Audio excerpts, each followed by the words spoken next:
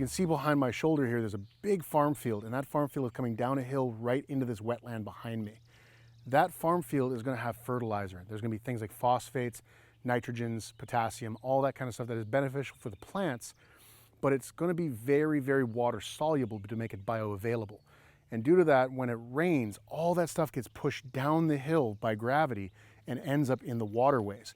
Now, the benefit of having a wetland like this behind us is this is kind of like the liver and kidneys of the entire wetland and water system around us. All these plants that are in here, these cattails, the wild rice, the sweet flag, everything in here is looking for those nutrients. If we didn't have this wetland and this just poured right into a lake or a river, all that nutrients is going to get into the water, and then it's going to start feeding algae. And at first that's a beneficial thing. That algae is going to feed a lot of smaller fish and microbes, and those are going to feed larger fish, and that's going to make a lot of big bucks for a lot of people who are in the fishing industry. And it's going to be really good fishing for people that want to go out and have a good time on the weekend. The problem is eventually that algae gets so large and the bacteria and microbes consuming it gets so massive in volume that they end up consuming the oxygen of the water. And this is called eutrophy or eutrophic lakes. And that's a problem. Officially, that is a dead lake. There is no more oxygen for the fish to live off of. There's no more oxygen for the small crawdads and mussels to live off of. Anything that needs to breathe oxygen from the water can't live there anymore. And so when we see these big, massive lakes with having huge, massive algal blooms, that's a bad sign. That's a sign that those farm fields have been bleeding all their nutrients right into the water. What preserves it and what prevents that problem from happening? Wetlands. The more ponds, the more wetlands we can have of any kind, marshes, swamps, fens, bogs. These become the sponges, the filters for those lakes and rivers. The beauty of wetlands like this is it increases biodiversity, more than just the water itself and the plants in it, but the animals. We can hear these green frogs, there's bullfrogs, there's spring peepers earlier in the season here. All these red-winged blackbirds singing around us, catbirds. Then we also have the larger birds. We have osprey, marsh hawks, better known as harriers. We also occasionally see bald eagles and golden eagles coming through this wetland. And all the ducks, all the fish. There's catfish in here, there's snapping turtles, blandings turtles, mud turtles, all these kinds of animals living in this wetland. Wouldn't be here without this wetland. Without this wetland, with all the cattails and all this stuff, there's just not the right kind of diversity to allow those animals to thrive in this environment. If this was just a big open pond with no life in it, there'd be no life in it.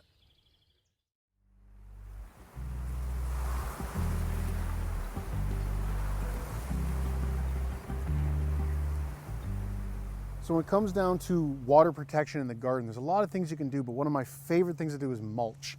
Mulch can do a lot of different things for us. It can be a weed barrier. It can help us kind of define our paths, make sure that we're not compacting the soil too much. It eventually rots down and becomes new soil as well, adding more organic humus into the clay or sand or whatever else we have as soil. But it also helps us with water. First and foremost, when it rains, this becomes a sponge that soaks up a lot of water. So you're not going to have a lot of puddles all over the garden, but also so that you're going to be able to hold water for longer. If you have any kind of incline on your property, wood mulch is going to help retain any water that's coming downhill, so you're not going to have more runoff getting into wetlands, getting into ponds, getting into lakes, and of course ditches and stormwater drainage. So that's all beneficial as well. Another major part though is the fact that it reduces evaporation. This is a big pile of insulation on top of your dirt.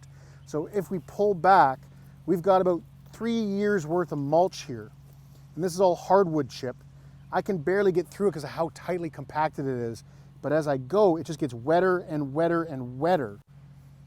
And it hasn't rained here in days. I haven't watered this area in days. And so this is the major benefit of any kind of mulch. If you can get wood chip, that's great. If you're not able to get wood chip, or it's just not available in your area because of the climate you're in or the environment you're in, straw, seaweed, anything you can find. I know people that have mulched their entire gardens with paper and cardboard. I know people that have mulched their gardens with the bedding from their guinea pigs. Like whatever you can get will work. All you're trying to look for is something that's organic, that's going to be deep and dense. And that's the main objective when it comes down to mulch. Now again, there's tons of uses for mulch. How do we get wood mulch though? This is some of my favorite stuff. You're going to want to go for hardwood preferably. Softwood is okay in small amounts, but it's going to increase the acidity in your soil. And although some plants like these blueberries beside me can do well with high acidity, not all plants can. Hardwood is a lot better. contact your local arborist, contact your local hydro department. They're always looking for places to get rid of wood chip, and they often bring it by the truckload. So you can get 1 or 2 tons at a time. In this entire garden, we have about 5 or 6 tons just from the last 2 years in this garden, and it has all been free. Look and be creative, think outside the box. You're gonna find something that works for you. If you gotta just trim off branches of your trees and use that for a while, that'll work well. When you're weeding your garden, depending on the type of plants that you're weeding out, you can use them as a mulch. Everything that's organic that can be packed in dense and deep to insulate the ground. That's the main objective, because that reduces your evaporation, and the organic mass soaks up that water like a sponge to keep it from running off your property, helping protect the waterways as well as helping protect your plants from drought.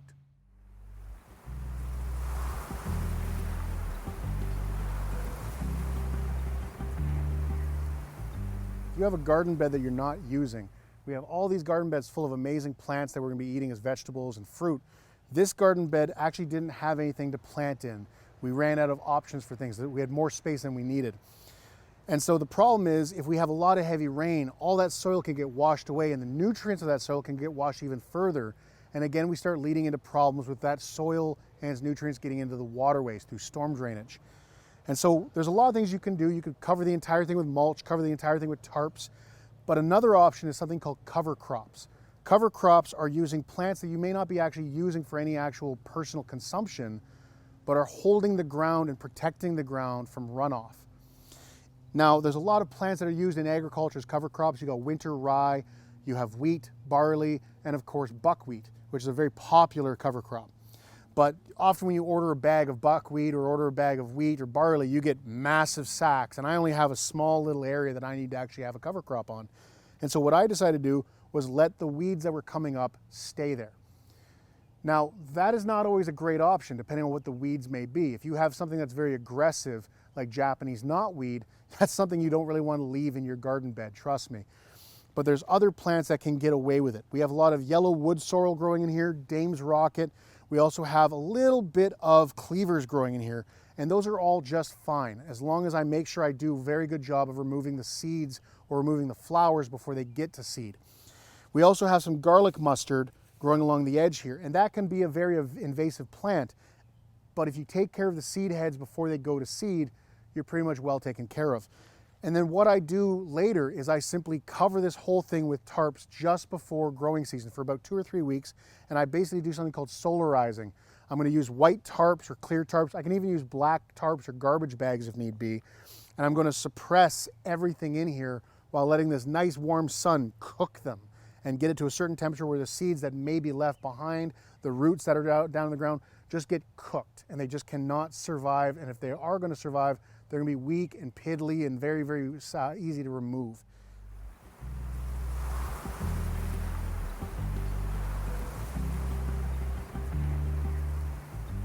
But this is a really important thing, is to have rain barrels around. It's going to save you water. It's going to help slow the water trickle down back into the ecology. By having these barrels, it slows it down, and you can put it back into the ground and let that water do its thing. So in this barrel, you may notice that I don't have a screen on, which means I may have mosquito problems. It's also right out here in the sun, so we get algae buildup in this barrel. I have a solution to the mosquito and algae problem.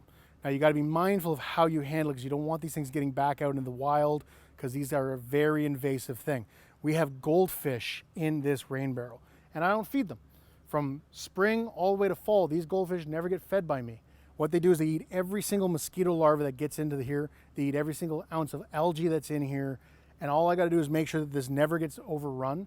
So we actually have systems when we know that there's rain coming. We'll actually have the rain come up and fill up. We'll actually drain the barrel down as low as we can, water everything we can with this fish waste full of water. That's the other benefit, is these fish are pooping in this water with a very rich, nitrogen-rich fecal matter. So another form of manure. And then I can fertilize and irrigate my entire garden with their waste. And then when the rain comes, it fills it right back up.